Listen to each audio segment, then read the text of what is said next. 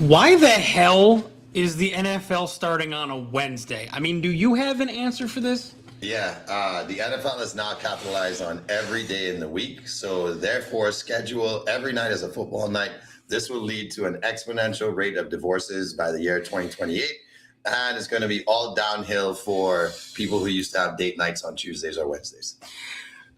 What gets me about it, honestly, is the Seahawks are playing on Wednesday, but we haven't decided who they're playing yet. Yeah, it's almost like, let's just get the Super Bowl champ there and somebody will lose that game. If I was a betting man, which you're more of a betting man than I am, but 49ers.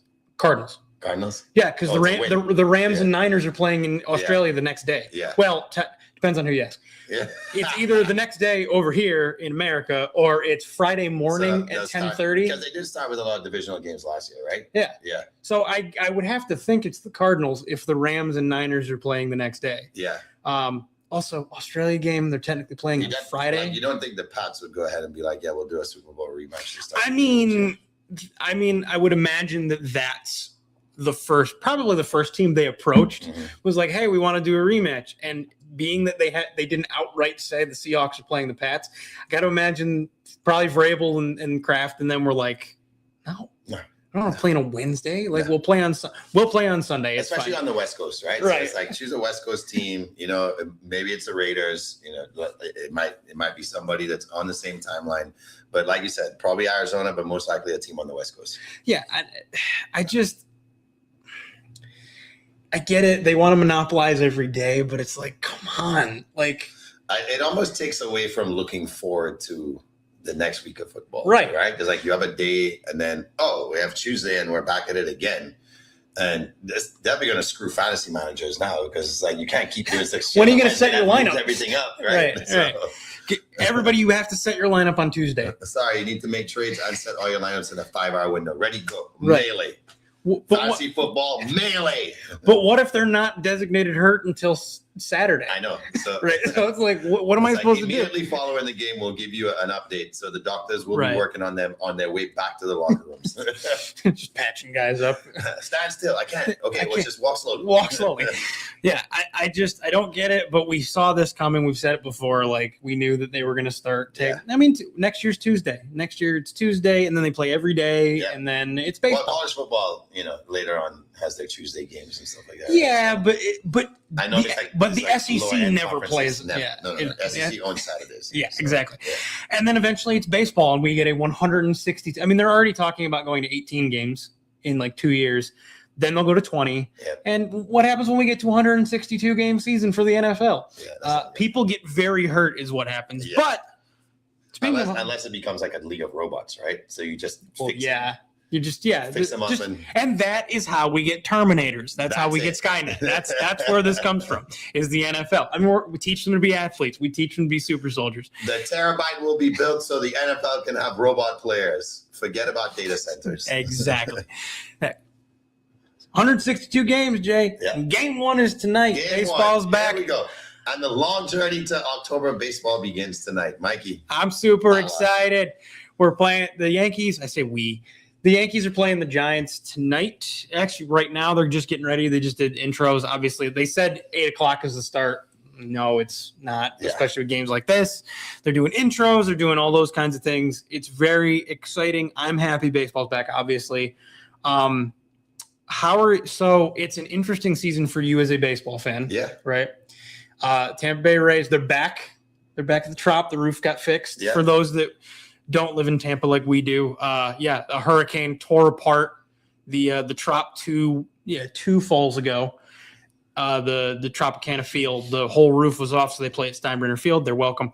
Last year, how were you feeling about the Rays? Because it's kind of a mixed bag, isn't it? Yeah, it is. I feel like they just lost 75% of their potential Tampa fan base by going back to the Trop, and the plans was to basically move away from that. We know within 2 years they want the new stadium built. 2 or 3 years. Yeah, we're saying in 3 years from now, season opener, we're looking at them being next to Ray J and really creating this sports mega complex, so to say, in that airport international area of Tampa, which is quite affluent, and we can only imagine prices going way up. So if you own an apartment there, congratulations to you. You're about to get paid.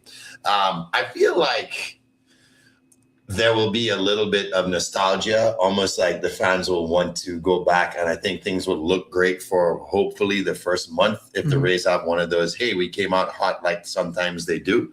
And you'll get a lot of crowd interest. And I think we see that wean down quite fast until summer baseball comes around. And maybe you get a couple more people out there that want to embrace a summer game here and there. So yeah, this is what Tampa has to just deal with for now. It's been a mixed bag. At least we know we're keeping the team. A lot of the discussion post-hurricane was, is Tampa even going to have a baseball team in 2 years? So I think we celebrate that, but there's still a lot of conflict between the fans and ownership, and they disagree with the direction of the team. But hopefully there's a huge boost of confidence and faith that Tampa is the right place for them to have a stadium.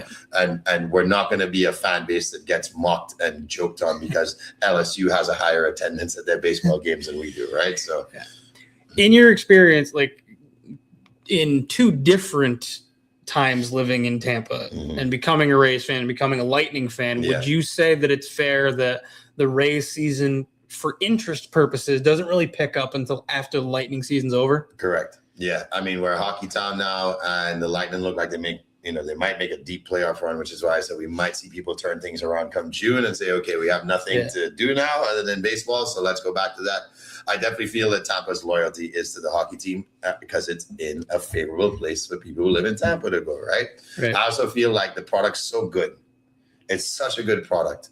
It's hit or miss at the Trop, right? Like even the experience of being in that stadium, a lot of people are kind of done with it. So yes, there's a lure to it in the sense that like it's the only lofty, wonted, weird shaped stadium. I think the Expos had a pretty weird shaped stadium at one point too, but there was a little more artistic flavor and flair to that compared to what we have. But I think it's exhausted its time. I think this is just a matter of let's just go ahead and get the plans in the works. We know we're moving into something better for us. And it'll be interesting to see how the players kind of come out and handle things. I feel like the Rays have such a we're just going to go about our business kind of mentality. Next man up roster, that's been their way for the last like almost 15 years. And I don't see that changing. Now, unfortunately, the talent flips so much. It's kind of like, well, who do we have to look forward to this year, right? Because you just never know, which could be a good or bad thing.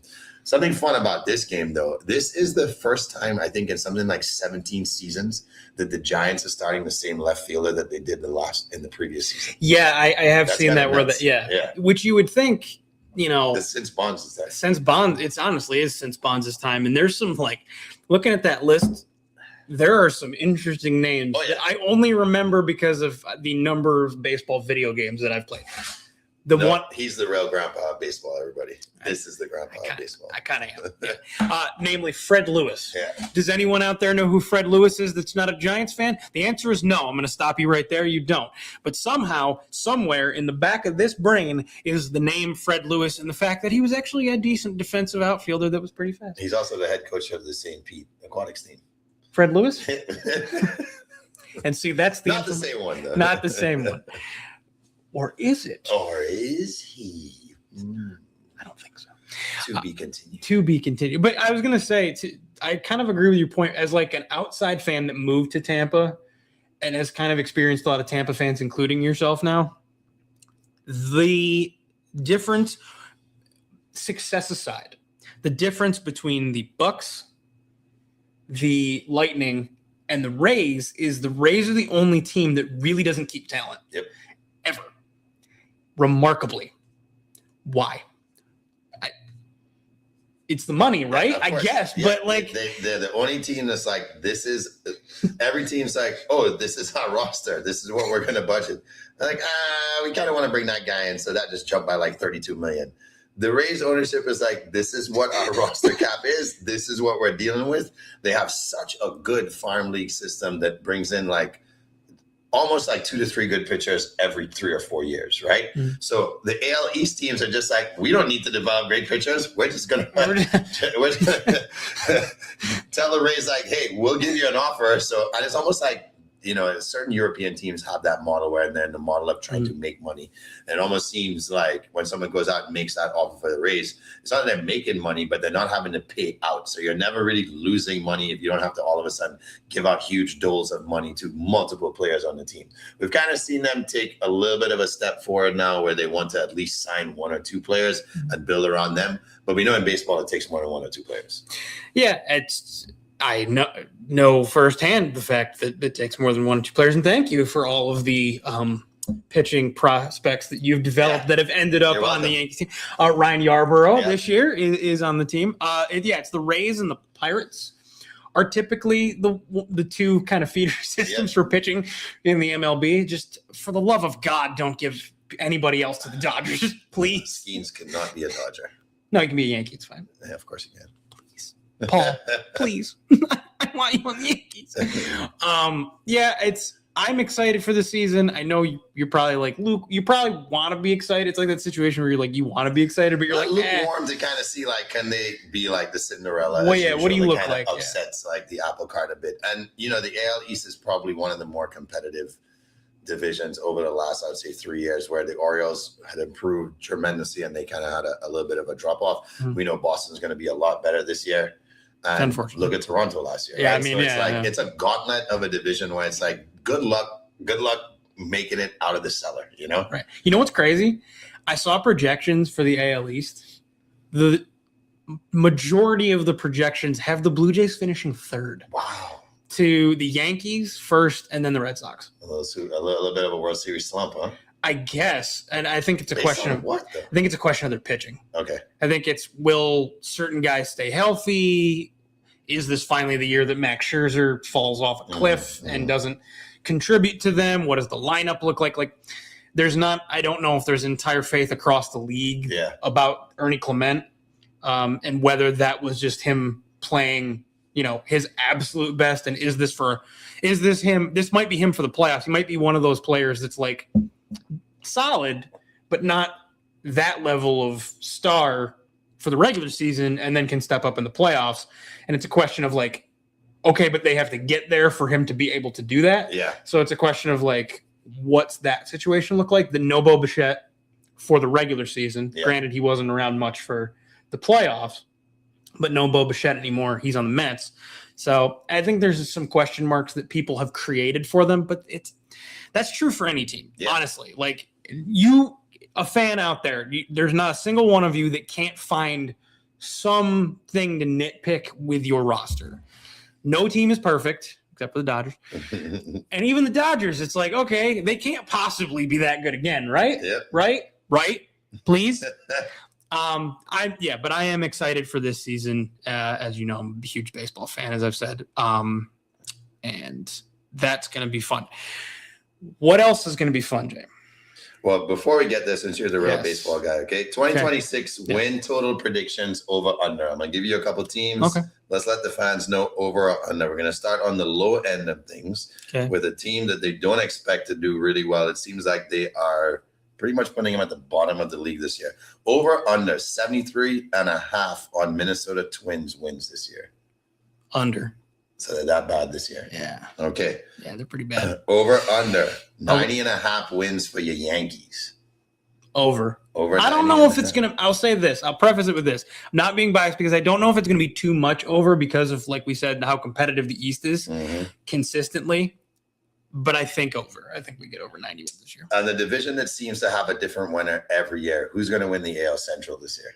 Tigers. Okay, so a lot of the pundits have the Royals winning. I think the Royals are not going to be as bad as not to say that they were bad last year. They underperformed last year. I don't think they will underperform to the extent that they did last year. Okay. I think they're coming in second, and I think they'll make it as a wild card team. I think this is the first year in a long time Cleveland doesn't make the playoffs. Interesting. It's rule of attrition, just like they've been so good for so long. And frankly, Steven Kwan and Jose Ramirez have been holding that lineup up for the last 3 years. Yep. I think the Tigers and the Royals have both gotten good enough that ends. Excellent. Hey, Royals fans, you have a shot for playoff baseball this year. It might be a playing game. Who knows? But Mikey's giving you guys a shot. I think I like what you've done. I do, but the Tigers are so good. So who is your Kansas City Royals at the NL this year? The Kansas City. So that team that might have underperformed last year is actually better. Yeah, and will make the playoffs in your mind. Oh, that's a good question. Can it be a team that did make the playoffs? What about the Reds? Not yet. No? I think they're that next year. I think they're building something. They're doing what the Royals did 2 years ago. They're quietly building something really good. I just don't think they're ready yet. Okay. They might make a wild card, but I don't think they're like a contender. I mean, it's tough to say like the Phillies because like they were really good. I think the Padres got worse. I don't like much of the West other than the Dodgers. Mm-hmm. It's tough. Maybe the Cubs. Okay. I think they got better. The Brewers are always going to be there. I'd love to say the Braves. Yeah. They just have so many injury issues. Yeah. I mean, Spencer Strider's already out. Yeah, they can't get off that injury sign. It's almost been like 3 years in a row. Exactly. They won a World Series, and now it's like they can't possibly put together a good season. Yeah. But yeah, I guess I'll say the Cubs. I think the Cubs are quietly better than people give them credit for. Okay. And I think people think they're going to be a good team, but I think they're going to be even So better. you heard it right here. Cubs World Series this year, boys and girls. Well, no. Frankly, I still think it's going to be Dodgers Yankees, but Speaking of World Series and moving on to championships that are approaching really fast, March Madness has got really sweet. We're in the Sweet 16 right now.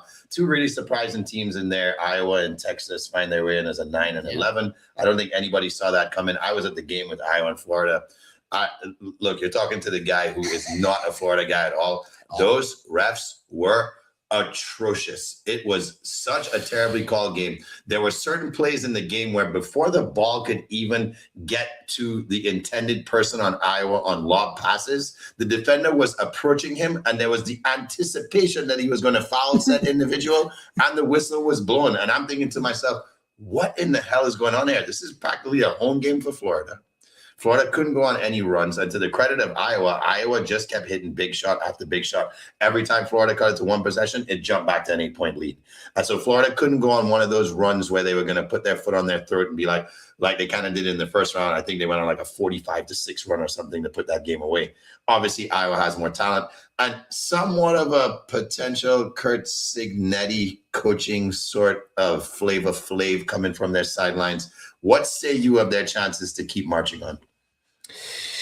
Not very high. I mean, they play Nebraska. They're playing Nebraska, but Nebraska's really good this year. However, they lost in overtime at Nebraska, and they turned the ball over 20 times, and the game went to overtime because of how careless they were at the ball. They took care of that ball against Florida. And I think they will again. I just think, I don't know. I think Nebraska's got something cooking here, some sort of magic, some sort of secret sauce where first two wins ever, and now they're just going to keep building off of that. Right. I think it's just like they're riding the momentum, they're riding the history. Every moment that they're still in the tournament is history for them. And I think this is a coaching staff that feels that. I think this is a team that feels that. Father-son connection going on. They have the Hoibergs, and I just think there's a lot going on that's special. Think Magic is on their side?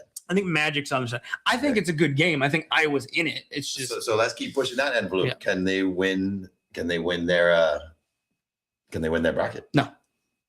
Because they play who are they even in? They would play, I believe, the winner of. Are they in Michigan side? No, because Florida was the one on that side. Okay. So I'm trying to remember who the two was. I think the two in that is, I'm going to look it up real quick. Yeah. But I do think I think they can be competitive with anybody. I still don't think. Illinois or Houston.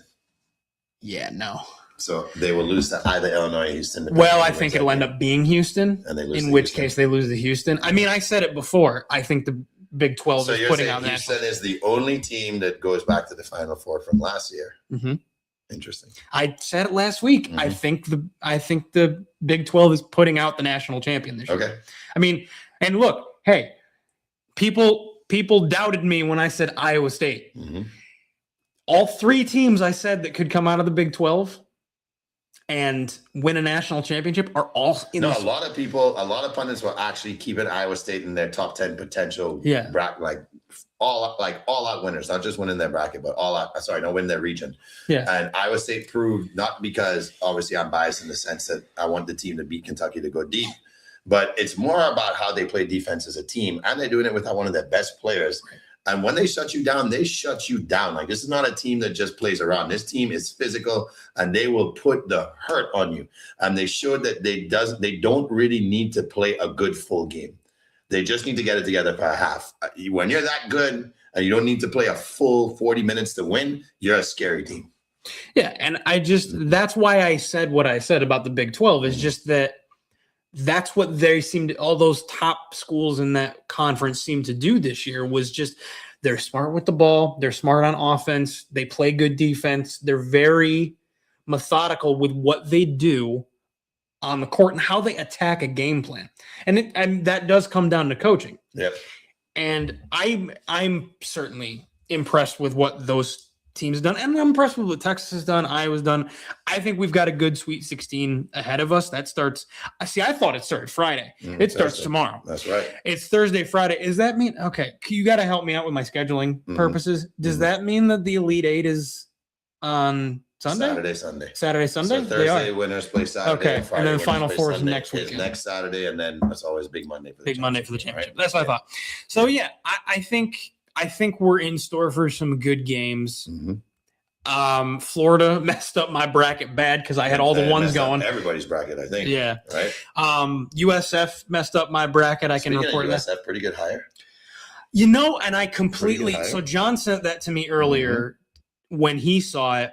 I said to him, I completely forgot about Chris Mack. I forgot.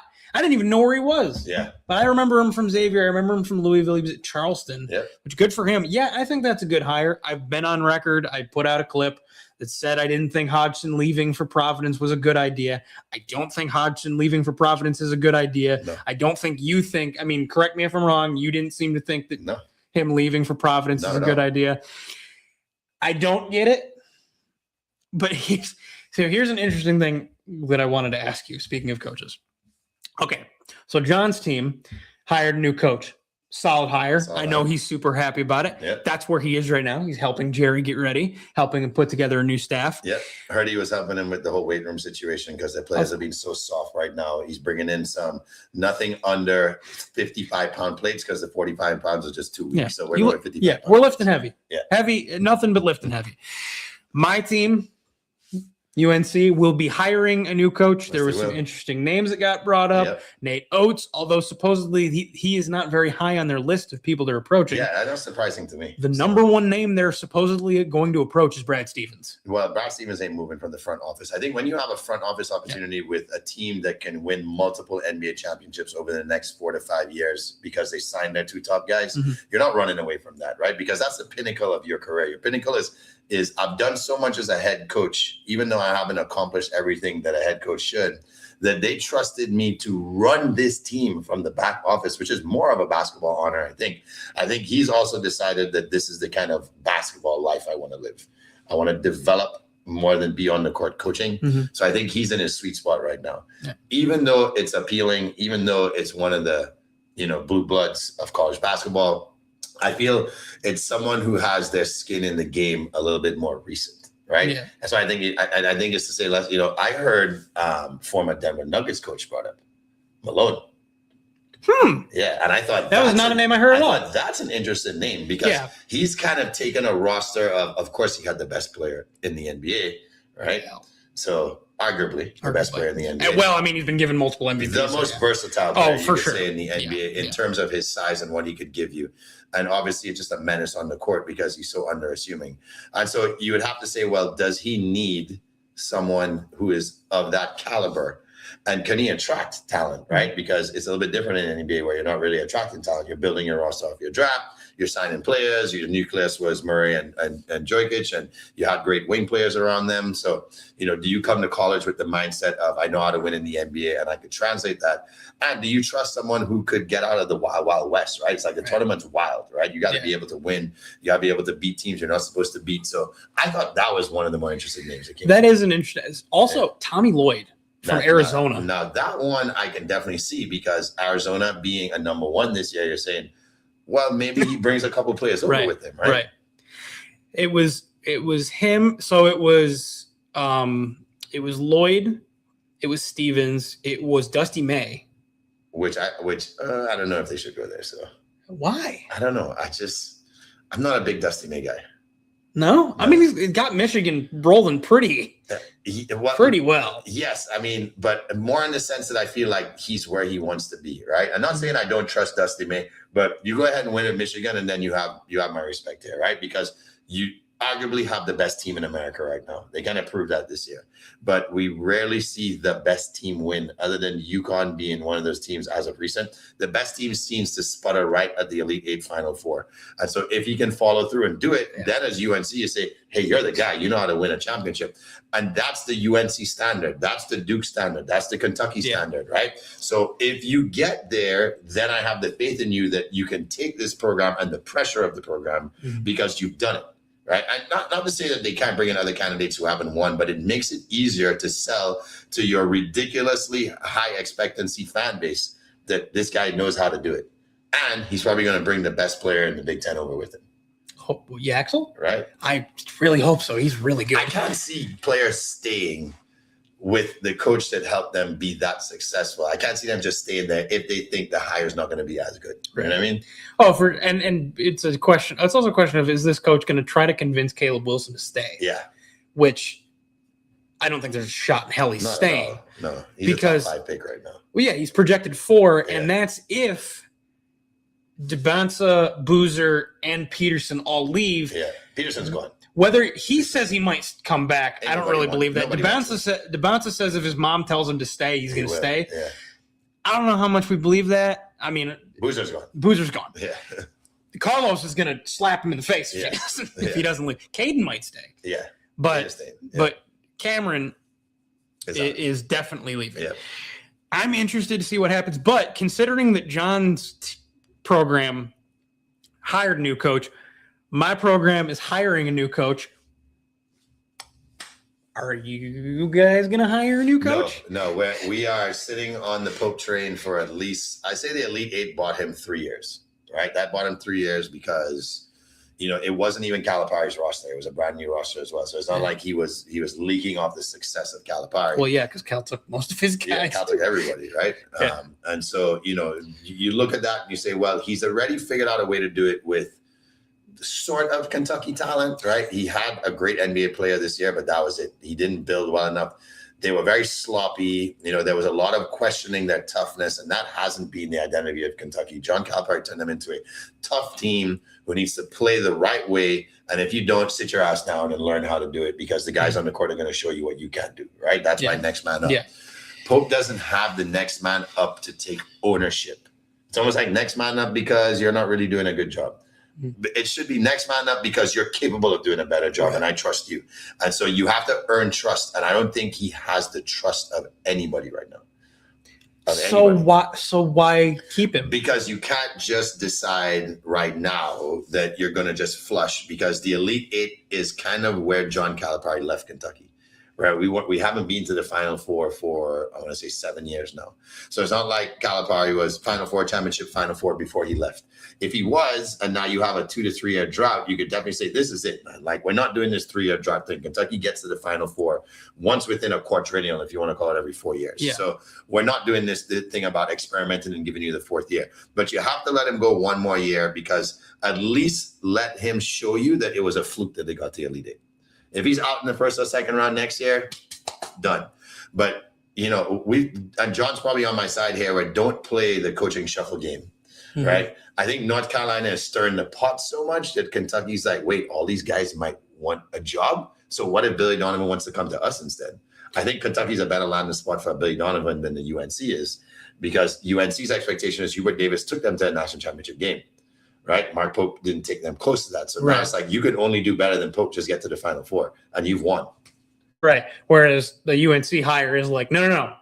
We're getting the person that we think is winning a national championship. Yep. Not taking them there, because Hubert already did that and we got rid of him. Yep. We're winning now. Kentucky's like, just get us back to the Final Four. Right. At this point. And see what we can do after that. Yep. Right. I understand that. I know you've been very... I've been vocal about it. Yeah. But I just feel like we've also been vocal, and we have to honor the fact that we've also said, let's not play musical chairs with our coaches that much. Right. And it's a culture of college basketball now. So it's not like if we just decide to fire him right now that we can't, build something good enough to compete. But God damn, the SEC's a gauntlet right now. It is. You know what I mean? Yeah. So I think you have to make that decision on Monday. As soon as they lost, make that decision. You know what I mean? Yeah. Well, and to the point, like the NIL, like the transfer portal starts next week. Yeah. So you got to you have to do it. Like, I mean, that was the thing with UNC. It was like, yeah, they got to do it right now. Mm-hmm. I did not have faith that they were going to. I thought they would deliberate long enough that it was like, well, now it doesn't make sense to fire him. I guess he gets one more year. Yeah. They pulled the trigger. Fine. They should have a hire within the next couple of days because, again, you have to have someone that's going to be prepared to, well, first off, talk to their guys. Yep. Second off, talk to other guys after that. Now, on a side note, before we move on, a prediction that I have made to both of you appears to be about to come true. Gavin Doty from Siena entered the transfer portal today. Is there any way on God's green earth that he isn't just signing with Syracuse the first day? Absolutely no chance. He is an orange through and through at this point. He's obviously attached to his coach and for the right reasons, of course, right? So Syracuse can celebrate that they are bringing in a highly acclaimed player from a mid-major that will be one of the top talents in the ACC next year. Oh, 100%. I mean, sophomore, I keep saying this. He's a sophomore, 6'5", scored 18 points a game. Yes, okay, fine. At Siena, mid-major, competition, blah, blah, blah. Doesn't matter. This kid, I saw it when he played their game in the tournament. Legit. He is a gamer. He's legit. He can shoot. He can move inside out, outside in. Like, he's a great player. So, yes. Syracuse, congratulations. And Well done. with GMAC coming in as coach, it probably is even more likely now they're keeping at least Kion, Yes. if not other guys on the roster, which is great for Syracuse. That's probably a factor that came in with the hiring. I'm excited for them because I think this, for Boeheim disciples, this was the guy. Yep. I agree with that. And it sucks because I know Syracuse fans wanted Autry to be the guy. You would think Autry, trust me, I get it. I wanted Hubert to be the guy because you would think top assistant for X number of seasons, you would have thought he would be because he's, like you said, next man up. Yep. It just wasn't, but I think GMAC's going to be good for them. But you also have to hold to the argument that some guys are just better as assistants. Right. And some guys are better focusing on just recruiting or just game planning or just running film or whatever. And that's no knock on him because he beat Coach K in Coach K's last chance to win a national championship and played spoiler, really. Yeah. Duke fans are going to hate him for the rest of their life because how dare you do that to us? And I think it shocked the whole world at the time. And you guys were like, well, hell yeah, this is the run we're going on. Right. We're at lock for the Final Four. We're going to get probably 3 of the top 20 recruits every year. And then it was kind of like, whoa. See, the thing is, it didn't necessarily, the program didn't drop. It didn't drop. No. It just went. It went to. Yeah, it went the next. All of a sudden, top 20 as opposed to top 5, right? Right. And like you said, like, UNC fan base and athletic department and alumni base and all that are like, whoa, that's not who we are. That's not our standard. That's not what we do. We're a blue blood. We go to national championships. And we sip on expensive bottles of champagne after winning the national championship. All right, Jay, I've made you wait long enough. Yes. I wanted to make you wait until near the end of the show to open up, to give you the floor. Today, the vote came down. The NBA owners have agreed to listen to pitches for just Vegas. Only Vegas, right? That's all they're going to talk about. Nope. They're going back. I'm going back to Seattle. Yeah. Woo, woo. You may have the floor. Let's go. Everybody, ladies and gentlemen, for a very long time, Seattle Supersonic basketball fans have been wondering, will you be bringing basketball back to the great Midwest region, deep in the forest, way up high in the Seattle Supersonics fan base? And yes, sir, I can assure you that the owners have decided that the NBA, even though they're having so many struggles right now filling seats, they need to add a team. And thank goodness they decided on my wonderful Seattle Supersonics. You're looking at probably one of the happiest fans right now, okay? I'm ecstatic about this. I get to wear Seattle gear, and people are going to have to be like, who the hell is that? Especially these youngsters that have no idea about the great Seattle Supersonics. So I'm going to be one of those mean, green, loving machines. I might even bring back that throwback gaudy yellow green. At one time, I was like, But I hope they go with the city emblem, old school style. Yep. Throw that Sonics up there because you know I'm about that. So if you see me with nothing but Seattle gear on the show real quick, you know what my real team is back. I don't have to piggyback on any team I should or kind of like. We're going back to Seattle, and I'm super excited about it. Now, what are you going to do if they don't name them the Sonics? There's no chance. Are you sure? There's zero chance that they do that. They have to do that. But what if? There's no what if. Not entertaining. Multiverse theory. There is a unit. Multiverse theory says that there will be at least one universe in which they are not named the Sonics. That universe sucks, and I don't want to be a part of it. So it does. Now, what if it's just the Sonics? No, we're super. But at the end, they were just the Sonics. No. They could sponsor with Sonic. Hell no. Get slushies for all the fans. Yeah, you get a slushie. Green slushies for all the. Yeah. No, not green slushies. Have you seen Sonic's green slushies? They're green slushies. They're pickle flavored. I don't go to Sonic, so absolutely not. If it had jalapeno flavor, I might take it. I think there is one. I don't know. I'm not that well versed with my Sonic food, but yeah, I saw that news. I mean, we saw the news last week that they were going to vote on it this week.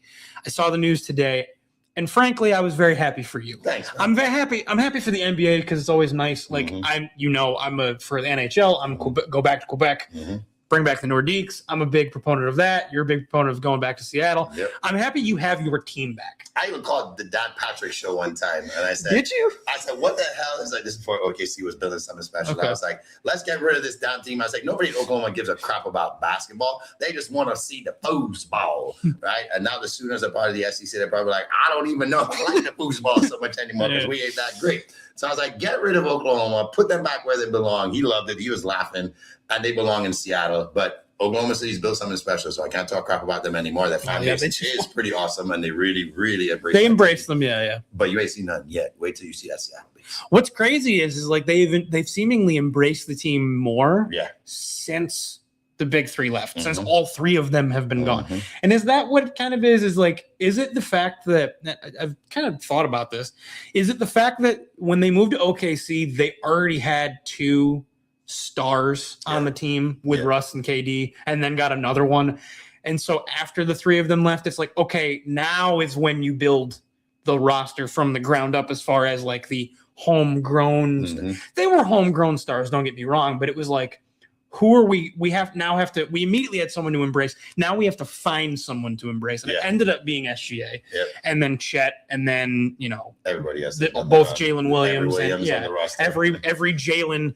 Did you see that stat, by the way? What's that? Like 53% of teams have pretty much every team now has a Jalen. 4 teams have 2 Jalens, and like if you put all the Jalens together on a single on teams, they could make up 53% of the league. That's or something. Crazy. Yeah. It's like by far the most popular basketball name right now is Jalen. Everybody is sneaking in middle name Jalen in there. We'll just call you Jalen if you end up being a baller. Yeah. His nickname is Jalen. Why is it Jalen? Because probability. Yeah, it's just because it just works. Because he's that good. Yeah. Yeah. Yeah.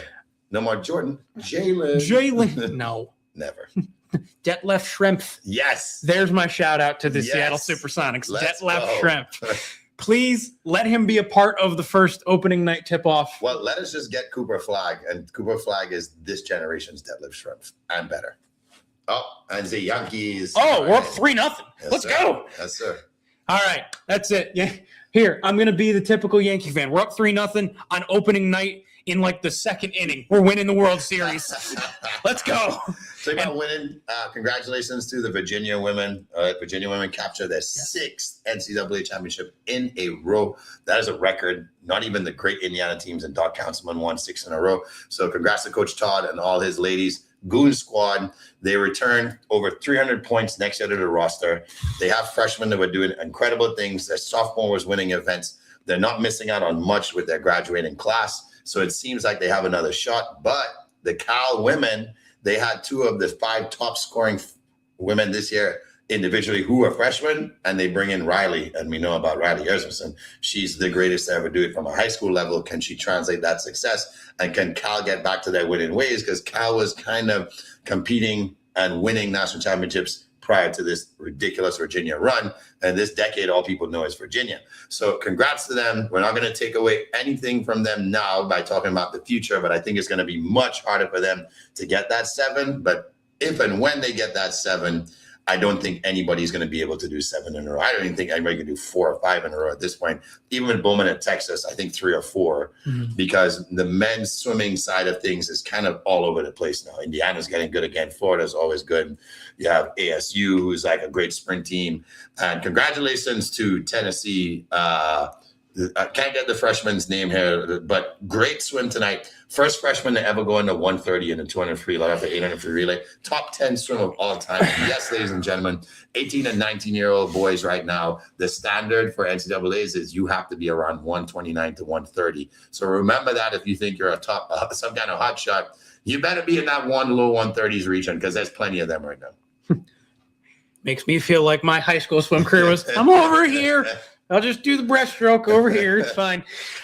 That is incredible. You would think, again, rule of attrition, like I said earlier, like you'd think the target on Virginia's back eventually catches up with them and these programs. Now that there's definitely a singular aim of who you're looking to beat, ultimately, you think that gets to them. But at the same time, once you build a program like that, you got to – I'm going to say that I would say this just by kind of how averages tend to work. They don't win next year. Yeah. But they win the year after. Well, they got 200 points on relays, and there's only one senior on those relays. That's incredible. So they dominated the relays. Yeah, right? That's nuts. So, and here's the thing that people are going to question, though. They removed B finals for the first time. Yep. So now you're saying that the scoring is only top 8. But a lot of teams win national championships based on depth, because they're scoring high in the B finals, and they have someone else in the A finals. And if you only have one in the A finals, those 3 match the points or better. So certain teams plan for depth. Like one year, the Cal men won the national championship without winning a single event. Because that's incredible. They came second and third, or they won B finals. So they were getting top points or close to top points. But getting 2, if you go second, third, you outscore first, right? With the combined second, third points. Yeah, right? and that's what we were always won with depth. And so, a lot of coaches plan their rosters for depth, and all of a sudden they pull the plug and they're like, oh, sorry, no more B finals. The fans were protesting it. They're saying, bring back B finals, whatever, like chanting, we want finals, B finals. And even Tori Husk, who is one of the best female swimmers on the block right now, probably the best sprinter in the world, short course other than Gretchen Walsh, she said, this complimented me in my career as a freshman to be able to feel good about being a B finalist, but make me hungry to get to the A finals. There's so many girls that deserve the second swim. There's so many coaches and teams that deserve to be back there in finals. It took away from the excitement of the atmosphere, because it was really like 6 or 7 schools who had 80 to 90% of the finalists all the time. So you take away from the other programs that want to be in the game and get their teeth and get their skin in the game. And you take away from females and males, because it's going to happen this week in the NCAA men's swimming and diving championships, having that shot to come to the B finals and do something special in the B finals. I mean, heck, we were talking today, and one of the great ideas that was kind of thrown out there is, what if for the B finals, you allow them to win from the B finals? So instead of saying the B finals don't count, say, hey, once you're top 16, fastest time is the champion. So instead of saying only A can be the winner, you say, you know what? If you're top 16, we're going to have a whole new model. Here's how we're going to make the B finals exciting. If one guy wants to risk, they say like he kind of loathes the heats in the morning because he has multiple events, and he wants to risk maybe not making finals, but he can win from B finals. Let's do that. Because then the B finals are so hyped. Everybody's like, yo, I could win from a B finals. We will see some incredible swimmers. I know they're not going to do it, but if we want it to be radical swimming, if you want it to be radical and be different and stand out and do something and be a leader in sports for once, to say, we're going to try something else, do it. Make the B finals count. Listen to what the man says. Grandpa J, Kentucky. That's going to do it for us tonight. I love that passion. I'm excited. Let's go. Yankees, I guess that's the team I got going right now because the Rangers suck. I'm excited for baseball season. March Madness, everything. Stay tuned at Cinco Squad. Will we see a Cinderella this time? Will we be talking about a Cinderella in the Final Four next week? No. I think we have one in the making. The winner of the Iowa-Nebraska game. Maybe. But I will see you next time. Jay will see you next time. John will see you next time. Stay tuned at Cinco Squad Pod 05. All the socials, we're everywhere. We're going to be talking everything. And tune in next time.